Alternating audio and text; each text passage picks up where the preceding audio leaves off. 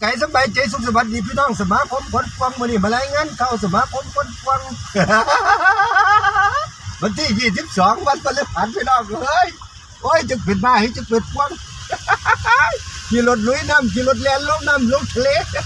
เอ้ยเกิดมาเป็นฟังก็ป้าจะพี่น้องจะเป็นทะเลพี่น้องเอ้ยอันนี้สายถนนอำเภอปางกูแลนเขาปางกูเด้อพี่น้องเด้อสายถนนแลนเขาปางกูสมาคมคนฟังตกอกตกใจนะพี่น้องเนาะ กันสมาคมคนฟังหายไปแปลว่าโอเคพี่น้องเฮ้ยบุญแจกเขาหาเลยนะพี่น้องเนาะเฮ้ยยานเลี้ยงพี่น้องนะจะยานเลยยอดเป็นน้องไฟน้องโอ้ยดูดีบ่ว่าดีพี่น้องเอ้ยระยะทางน้ำท่วมถนนระยะทางประมาณ3 กิโลพี่น้อง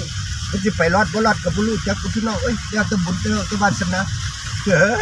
บุญฟ้าวาสนากับไปรอดบุญฟ้าวาสนาบ่มีกับไปบ่รอดพี่น้องเฮ็ดจังได๋เนาะเฮ้ยดามก็แห้งน้ำพี่น้องโอ้ยตอนนี้สมาคมคนพวงขาสั่นขากระสั่นอันนั้นกระสั่นอันนั้นละเฮ้ยอันนั้นมัน